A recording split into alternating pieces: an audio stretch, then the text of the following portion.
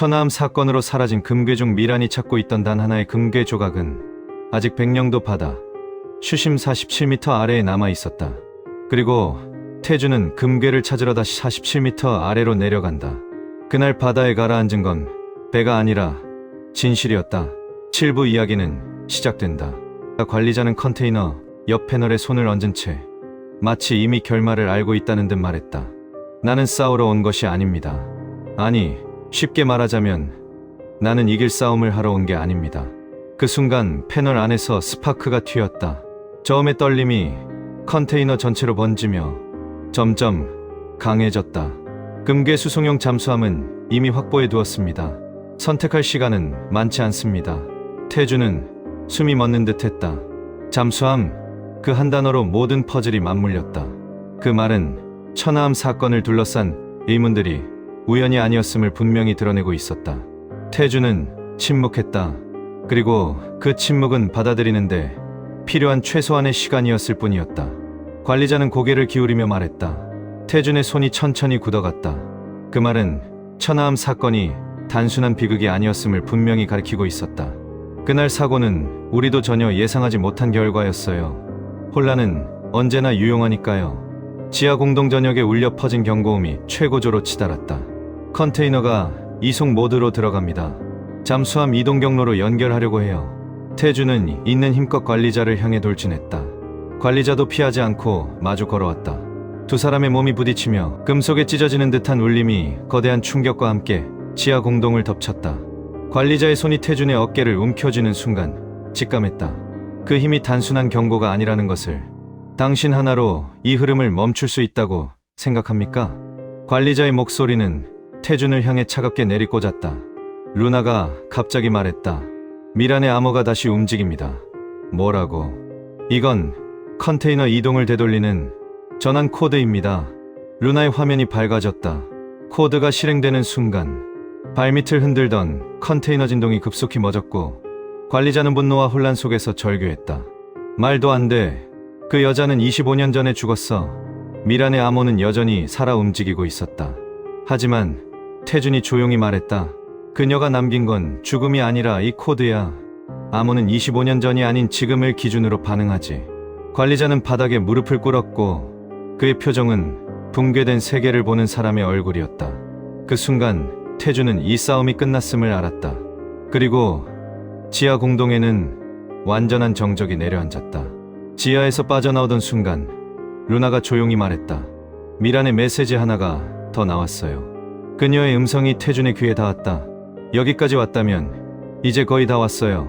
선택은 하나뿐이에요. 사라진 금괴 중 하나는 단순한 금괴가 아닌 핵코드가 담긴 다층 암호화된 골드바 형태의 원본키예요. 그동안 캄보디아, 파나마, 라스베이거스를 포함해 금괴가 이동했던 모든 장소를 스캔했습니다. 분석 결과 사라졌던 금괴 한 조각은 현재 백령도 해역에 있을 것으로 추정됩니다. 저는 끝내 그걸 찾지 못했지만 당신은 찾을 수 있을 거예요. 그녀의 목소리가 밤 공기처럼 맑았다. 잠시 멈췄다. 태주는 아무 말도 하지 않았다. 그녀가 가리킨 방향이 다시 바다였기 때문이다. 그는 조용히 명확하게 말했다. 백령도로 간다. 서울로 돌아온 뒤 태주는 국정원 구청사 한쪽에 남아있는 오래된 기록 보관실로 들어섰다. 이곳은 이미 새로운 건물로 이전된 지 오래였고 남아있는 건 25년 전 자료들 중 아무도 열지 않는 얼어붙은 진실뿐이었다. 먼지가 수북이 쌓인 파일들을 바라보며 태주는 어떤 하나의 파일을 꺼내들어 손끝으로 파일의 첫 페이지를 훑어내려갔다. 서해 백령도 천하암 수색 보고서, 침몰당일 기록 해군합동 브리핑, 그리고 미란이 마지막까지 파고들었던 비공개 문서 묶음. 그 문서 한 장 한 장을 넘길 때마다 종이와 잉크가 반쯤 바래진 특유의 냄새가 그를 2010년의 봄으로 되돌렸다. 그리고 마침내 그는 가장 아래에 있던 봉인을 꺼냈다. 붉은 스티커가 붙은 봉인, 비공개 문구, 그리고 누군가 남긴 서명. 그 서명은 미란의 필체였다. 여기 있군. 태주는 조심스럽게 봉인을 뜯었다. 문서는 손으로 만지는 것만으로도 그 안에 담긴 무게가 느껴질 정도로 깊고 복잡했다. 그리고 그 안에는 그동안 한 번도 공개되지 않았던 천하암의 실제 보고서가 있었다. 천암은 중량을 훨씬 초과해 이동 중이었고 과적된 선체는 평소와 다른 수면 반응을 보였으며 충격이 발생했을 때 파손 지점과 침몰 속도는 예측 범위를 벗어났다. 조사 보고서가 설명하지 못했던 균열, 너무 빠르게 끊어진 선체 그리고 설명되지 않던 내부 압력 변화는 모두 그 무게에서 비롯된 것이었다. 불법 금괴를 승인한 극소수 적재 목록을 수정한 내부 인원, 그리고 그 모든 흐름을 위해서 내려다보던 관리 계층들만이 알고 있었다. 이 문서는 보고서에서 빠져 있었다. 사고 원인을 하나로 단순화해야 했기 때문이다. 루나가 데이터를 스캔했다. 이건 2010년 3월 26일 새벽 천암이 침몰한 직후 남은 미세한 위치 이동 기록입니다. 잠수함에 자네겠지? 루나는 화면을 확대했다. 태준의 손끝이 떨렸다. 천암 충돌 직전 금괴가 실린 컨테이너를 분리하는 도중 탈취는 동시다발적으로 이루어졌다. 일부 금괴는 서흥 12호로 옮겨졌고 일부는 북한이 직접 회수했다. 그러나 나머지는 천암 피격이라는 예기치 못한 변수로 인해 해저에 침몰했다. 태주는 국정원 지하의 어두운 공간 속에서 숨쉬는 것조차 잊은 채 문서를 읽어 내려갔다. 금괴는 천암 피격보다 먼저 수송 잠수함 위에서 이동 중이었다. 그리고 그 컨테이너의 마지막 GPS 신호는 백령도 해역 47m 해저 지점. 데이터를 분석하는데 어려움은 없었고 결론은 단 하나였다.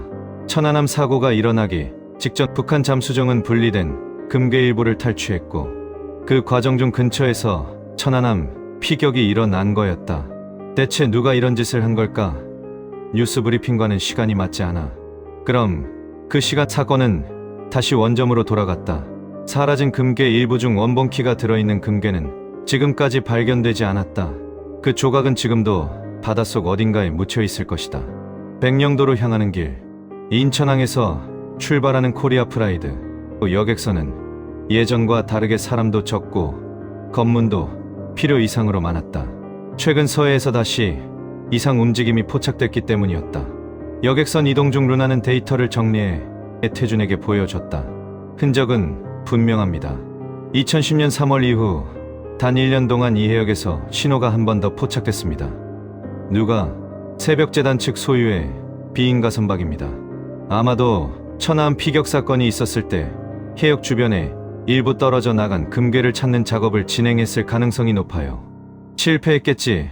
깊은 수심 때문에 지금까지 아무도 그곳에 쉽게 접근할 수 없었을 겁니다.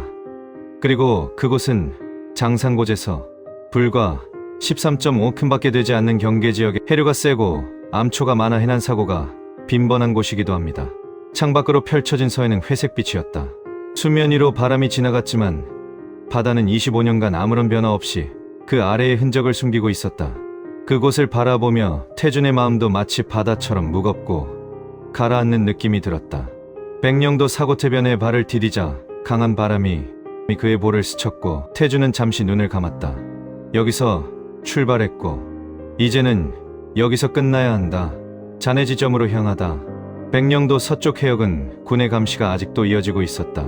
그러나 태준은 국정원 전직 요원이며 해당 사건의 전담 인력이었기에 별도의 승인 없이 현장 접근이 가능했다. 배에 오르자 루나가 바다 지도를 확대했다. 여기가 아까 말한 신호 지점입니다. 수심 47m 암초와 진흙이 많아 처음엔 구조대도 접근을 어렵게 했던 곳이에요. 배는 파도를 부딪히며 천천히 목표 지점으로 향하고 있었다. 그 해역은 마치 바다가 숨을 쉬는 것처럼 고요했다. 조류도 약했고 바람도 거의 없었다. 선장은 살짝 낮은 톤으로 말했다. 이 해역 처음 들어오면 다들 이상한 기분을 느낍니다. 바다도 가끔은 기억을 갖는 것처럼 느껴진다고 할까요? 태주는 대답하지 않았다. 그의 눈은 오직 바다 아래에 있는 그 한 지점만 응시하고 있었다. 그곳에 진실이 잠들어 있었다. 태주는 드라이 슈트복을 갈아입고 인플레이터 밸브를 눌러 내부 공기 수압을 맞췄다.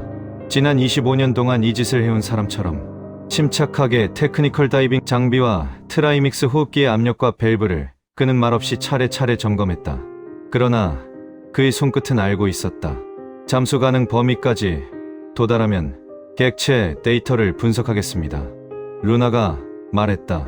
태주는 고개를 끄덕였다. 그는 잠수 장비를 등에 메고 바다 수면을 내려다보았다. 바람이 정수리를 스쳐 지나가고 백령도 또 앞바다는 마치 오래전부터 그를 기다렸다는 듯 천천히 파도를 흔들고 있었다. 태주는 흔들리지 않는 눈빛으로 바다를 내려다보았다. 그러고는 조용히 몸을 기울였다. 바닷물은 그를 부드럽게 끌어안았다. 수면 아래로 들어가는 순간 세상은 다른 시간대로 바뀌었다. 빛과 소리가 사라진 무중력의 공간, 감각이 절반으로 줄어든 이곳에서 이제 그는 더 이상 어떤 두려움도 느끼지 않았다. 오히려 그 어느 때보다 확신에 차 있었다. 그녀가 보지 못한 것을 내가 본다. 그녀가 끝내 닿지 못한 곳에 내가 닿는다. 그녀의 분석을 내가 완성한다. 그녀의 싸움을 내가 마무리한다. 그녀의 죽음 뒤에 남겨진 모든 조각을 내가 채운다. 바다 아래 시간이 멈춘 공간 속으로 태주는 천천히 가라앉았다. 루나가 작은 소리로 말했다. 심도 20m 돌파. 계속. 태주는 숨을 조절하며 내려갔다. 30m. 계속. 바다는 점점 어두워지고 있었고 빛은 얇은 선처럼 남아 천천히 사라졌다. 40m. 마침내 수심 47m 목표에 도달했다. 태준의 시야는 흐릿하게 번지고 있었다. 해저 암석 바위 조각에 달라붙은 따개비들이 대부분 있었고 그 사이에 뭔가 푸른 빛이 맴도는 암석 조각 같은 물체 하나가 눈에 들어왔다. 태준은 가까이 다가갔을 때 순간 숨이 멎는 것 같았다. 그리고 그 바위 틈에 걸린 금빛 잔해 하나. 이 바다는 25년 동안 그 금괴 조각 골드바를 품고 있었다.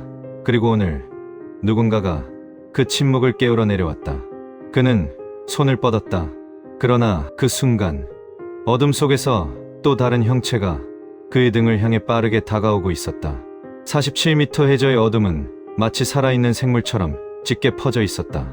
태주는 웅웅거리는 소리에 가까이 다가오는 소리를 인식도 못한 채 그저 금괴 조각만을 응시하고 있었다. 태준의 시야 속에서 따개비들이 빈틈없이 메워버린 그 금빛 조각은 마치 더 이상 지상의 빛으로 돌아가고 싶지 않다는 듯 심연의 무게를 견디며 묵직하게 가라앉아 있었다.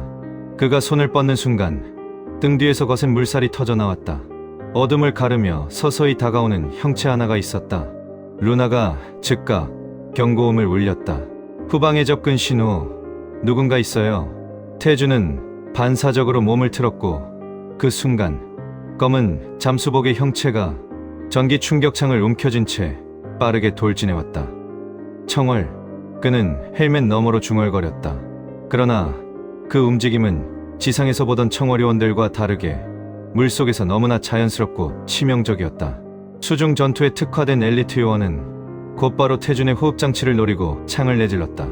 태준은 몸을 틀어 피했지만 물속에서 전류가 흐르며 손끝이 찌릿하게 저려왔다. 이놈들, 바다까지. 태준은 중얼거렸다. 물살을 가르며 날카롭게 접근했다. 태준은 금괴 잔해가 박힌 바위 뒤로 몸을 숨겼다. 가까스로 공격을 피했지만 수중에서의 움직임은 제한적이었다. 그때였다. 루나가 긴급 분석을 내보냈다. 저 요원, 육상 요원보다 더 위험해요. 산소통이 고압식 장비에 수중 지속 전투가 가능합니다. 태준은 턱에 힘을 주며 표정을 굳힌 채 숨을 고르며 버텼다. 요원의 공격이 다시 시작되었다. 물속에서 번개처럼 빠른 움직임, 창 끝에서 번쩍이는 고전압. 태준은 순간적으로 요원의 팔을 잡아 물 아래 바닥으로 끌어내렸다. 물살이 굽어지고 두 사람의 몸이 엉키며 거대한 물기둥이 일었다. 요원의 무게가 더 강했지만 태준은 팔을 비틀며 공격의 중심을 깨뜨렸다. 창이 물속에 빠르게 회전하며 전류가 사방으로 흩어졌다. 루나가 외쳤다. 위험합니다. 물속에 전류가 퍼지고 있어요. 태준은 벗어나기 위해 몸을 굴리듯 움직였고 간신히 바위 틈으로 빠져나왔다. 그러나 요원은 바로 뒤를 따라왔다. 두 번째 공격. 타이밍은 거의 완벽했다. 충격창 끝이 태준의 마스크 턱 밑을 스쳐 지나갔다. 그대로 맞았다면 호흡장치는 그대로 파괴됐고 수심 46m 아래에서 그는 살아남을 수 없었을 것이다. 금괴 잔해 쪽으로 유도하세요. 거기 구조물이 있습니다. 구조물? 루나는 흔들리는 화면 속에서 금괴 잔해 뒤쪽의 프레임을 확대해 보여줬다. 금괴 컨테이너, 파편 중 압력 밸브 하나가 있어요. 강하게 충격을 주면 폭발하나? 아닙니다. 강한 수중 기류가 생깁니다. 태주는 온몸의 힘을 다해 다가오는 요원의 공격을 버텼다. 그리고 유인하듯 금괴 잔해 쪽으로 빠르게 이동했다. 요원이 뒤에서 추격하며 창을 휘둘렀다.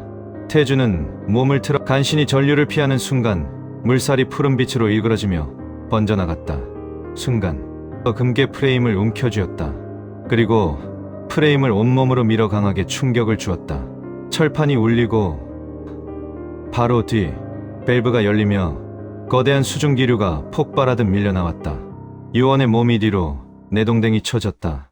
충격으로 방향을 잃고 바닥 쪽으로 굴러 떨어졌다. 그러나 요원은 완전히 쓰러지지 않았다. 그는 바닥을 짚고 다시 일어섰다. 대단한 놈이군. 태주는 숨을 고르고 마지막 자세를 취했다. 그러나 그때 요원 뒤에 또 다른 움직임이 일어났다.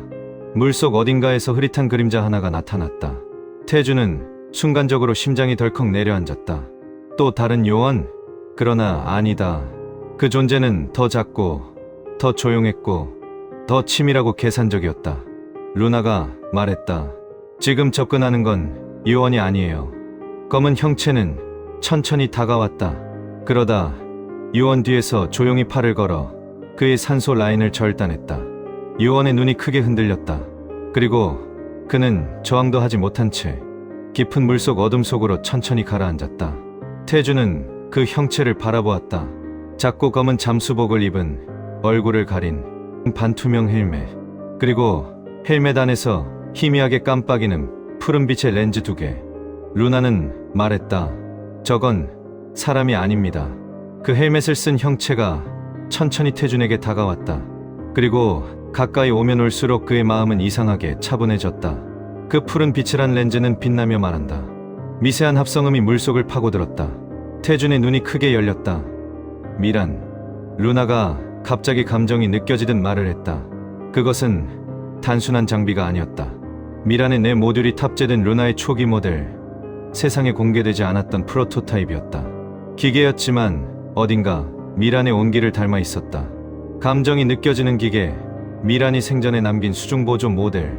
비록 정식 명칭조차 부여되지 않은 실험용 장치지만 그 프로토타입은 천천히 손을 들어 태준의 어깨를 지그시 눌렀다.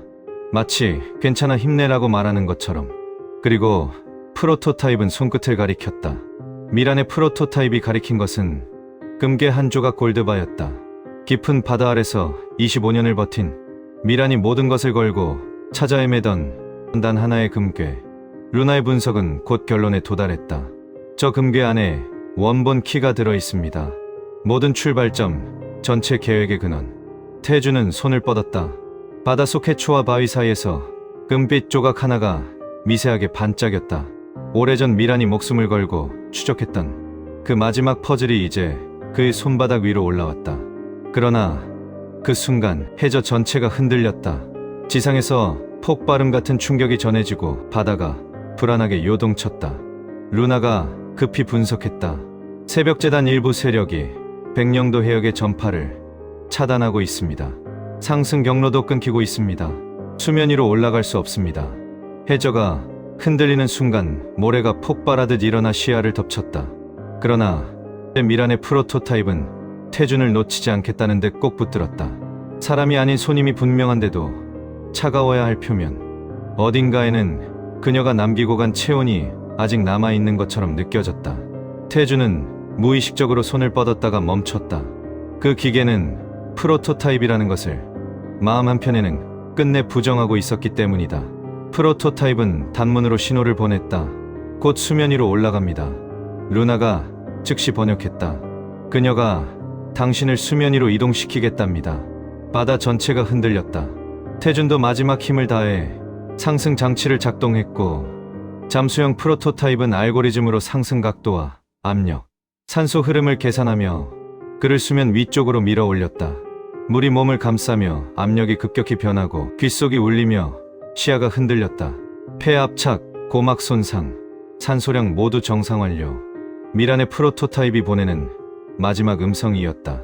그는 반사적으로 숨을 참았지만 미란의 프로토타입의 움직임은 한순간도 망설임이 없었다. 수면을 향해 끌어올려지는 동안 차가운 물 속에서조차 어딘가 따뜻한 감각이 스쳤다. 그 순간 태주는 알았다. 이것은 단순한 상승이 아니라 그녀가 남겨둔 마지막 선택이라는 것을. 그리고 마지막 순간 프로토타입은 글을 올려보낸 뒤 잠시 머물렀다.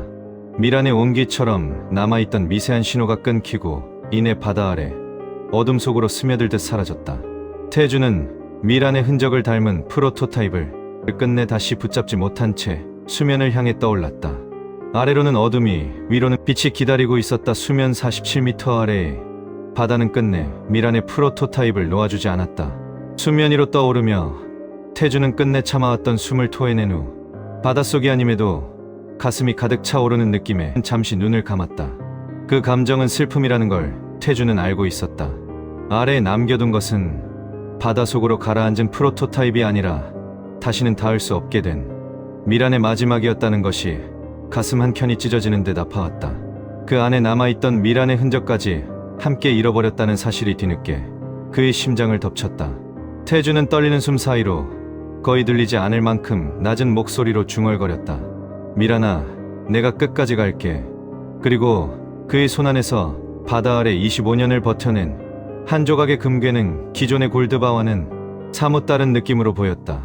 아무 말 없이 고요히 빛나고 있었고 태주는 그것이 미란이 끝내 말로 남기지 못한 진실의 파편이자 앞으로 자신이 마주하게 될 국경 너머의 추적, 감춰진 항로, 그리고 아직 이름조차 붙지 않은 세력들의 움직임을 하나로 이어줄 시작점이라는 사실을 수면 위의 차가운 공기 속에서 비로소 직감하고 있었다.